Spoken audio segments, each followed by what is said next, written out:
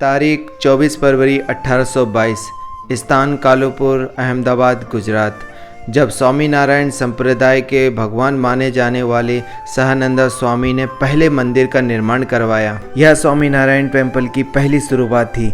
इसके बाद में पूरे भारत में इसी तरह के मंदिरों का निर्माण हुआ। अब भारत में ही नहीं अपितु विदेशों में भी इसी तरह के स्वामीनारायण संस्थानों द्वारा मंदिरों का निर्माण किया जा रहा है। इसी श्रृंखला को आगे बढ़ाते हुए अभी हाल ही में ही यूएई के अबू धाबी में एक स्वामीनारायण टेम्पल का भव्य निर्माण करवाया गया, जहाँ पर उद्घाटन के लिए हमारे माननीय प्रधानमंत्री नरेंद्र मोदी जी भी उपस्थित रहे थे। पर कौन थे ये स्वामीनारायण जी जिन्होंने इतने भव्य मंदिरों के निर्माण करने की शुरुआत की थी और यह निर्माण किस तरह से हुआ था? तो इसी सब की जानकारी इस वीडियो में आपको मिलेगी, जिसमें हम दर्शनों के लिए जाएंगे अहमदाबाद में बने हुए पहले स्वामीनारायण टेम्पल, जिसे अक्षरधाम मंदिर भी बोला जाता है, वहाँ के दर्शन करके और जानेंगे कि क्या है इसके पीछे का इतिहास, क्यों इस मंदिर को बनाया गया था और कौन थे स्वामीनारायण जी।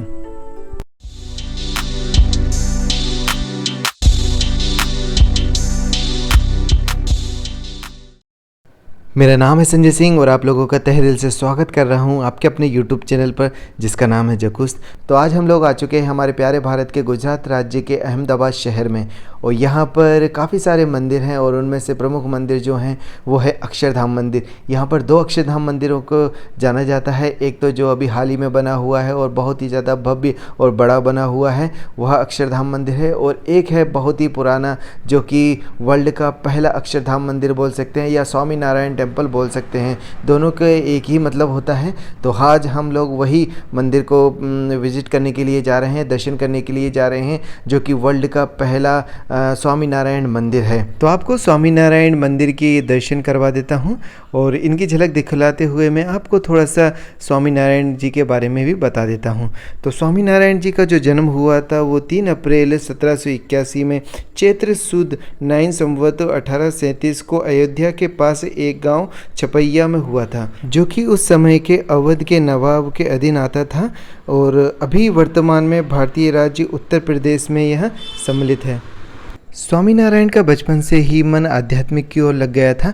इसी वजह से उनके पिता हरिप्रसाद और माता भक्ति देवी ने उनका नाम घनश्याम रख दिया था। शुरू से ही उनके चरणों में कमल चिन्ह था और यह देखकर जोशी ने यह भविष्यवाणी कर दी थी कि यह लोगों का उद्धार करेगा, लोगों को सतमार्ग पर लेकर आएगा। जैसे ही स्वामीनारायण बड़े होते जा रहे थे या घनश्याम जी बड़े होते जा रहे थे, उनका आध्यात्मिक प्रभाव उनके जीवन में दिखने लगा था। मात्र 5 वर्ष की आयु में ही उन्होंने शिक्षा प्राप्त करना चालू किया और 8 वर्ष में उनका जनेऊ संस्कार हुआ।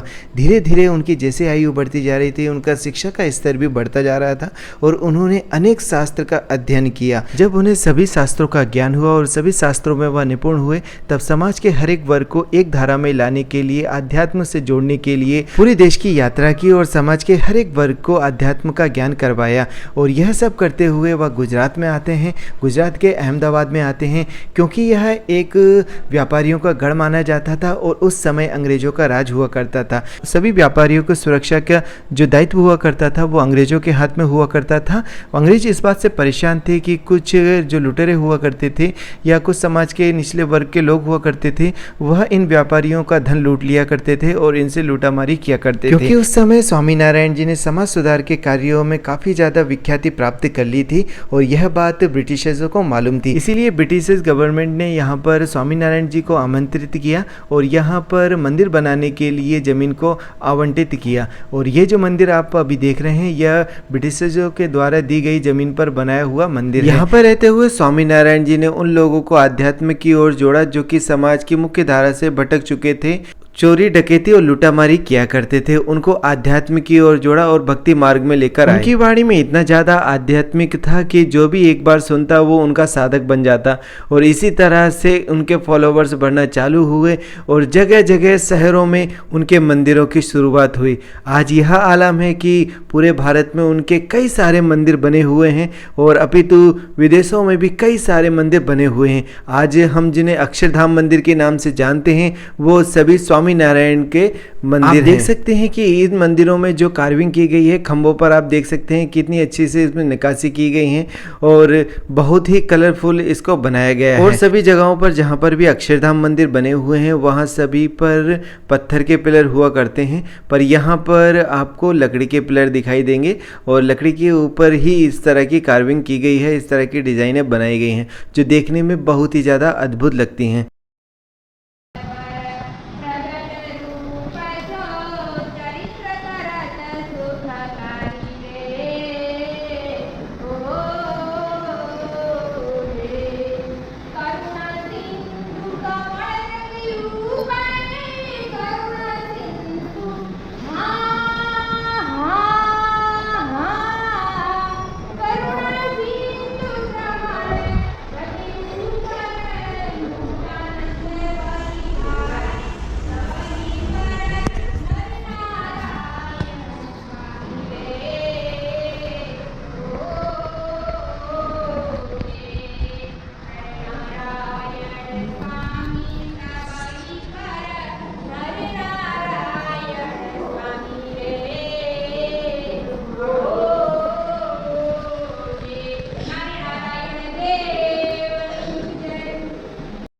तो ये जो सामने आप प्रतिमा देख रहे हैं ये सहजानंद स्वामी या फिर स्वामी नारायण जी की मूर्ति है और उन्होंने ही स्वामी नारायण संप्रदाय की स्थापना की थी और उनके अनुयायी इन मूर्ति को भगवान की तरह पूजते हैं और इनको ही भगवान का रूप मानते हैं। स्वामीनारायण संप्रदाय की जो भक्ति है वो अपार है। ये सामने आप जो देवी देख रहे हैं ये सिर्फ स्वामीनारायण जी के ही दर्शन करती हैं और किसी अन्य पुरुष को वो देखती नहीं।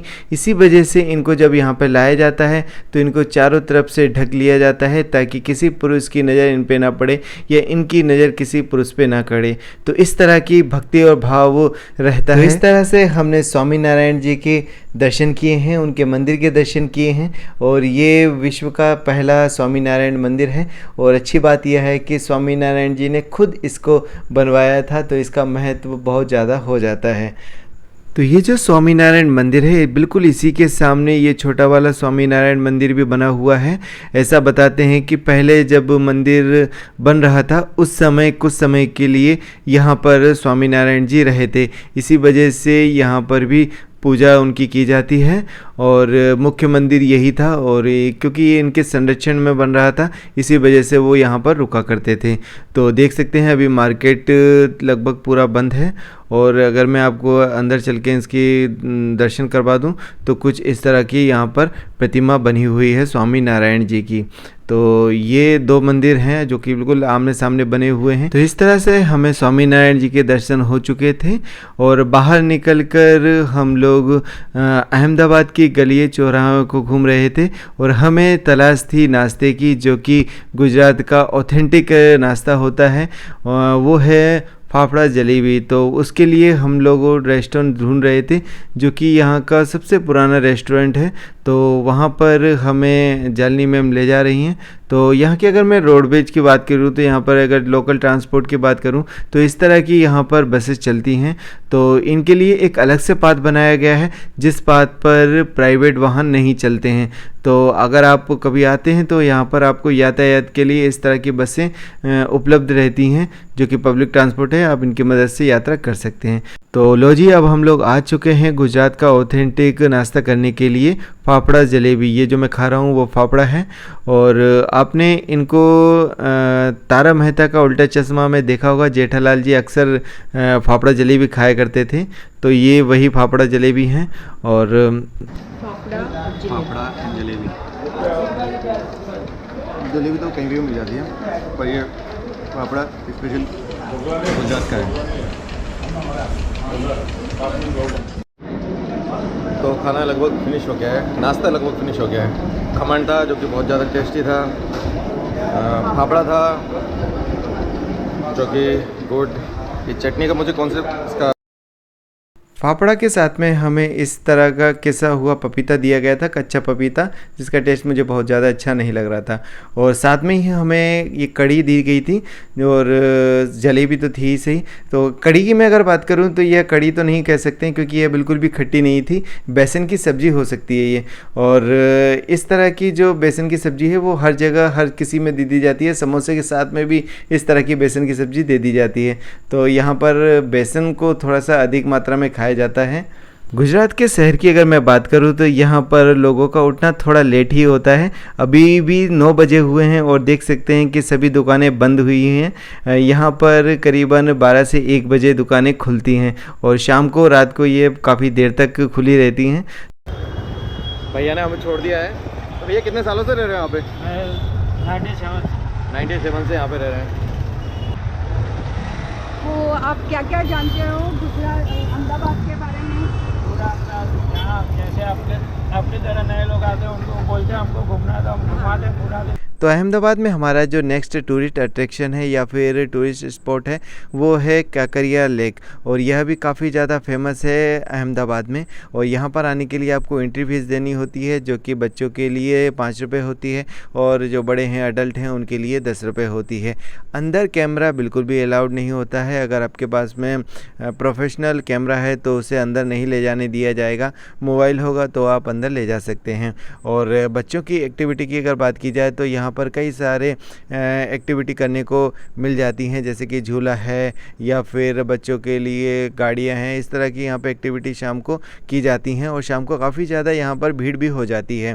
और अगर इस लेक की बात की जाए तो इस लेक को कुछ इस तरह से बनवाया गया है। ऐसा बताया जाता है कि जो SBI बैंक है उसका जो लोगो है वो काकरिया लेक से ही इंस्पायर्ड होकर बनवाया गया था, पर ये सब भ्रांति है। इस लेक की जो बनावट है वो आप कह सकते हैं कि जो SBI का लोगो बना हुआ है उसकी तरह ही इसको बनवाया गया है।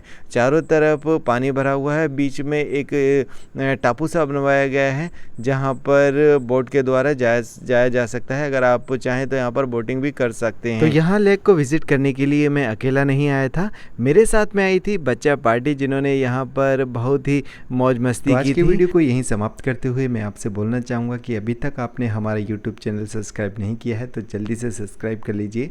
और वीडियो अगर थोड़ी सी भी पसंद आई है तो इसे लाइक ज़रूर कीजिएगा। Thank you so much for watching.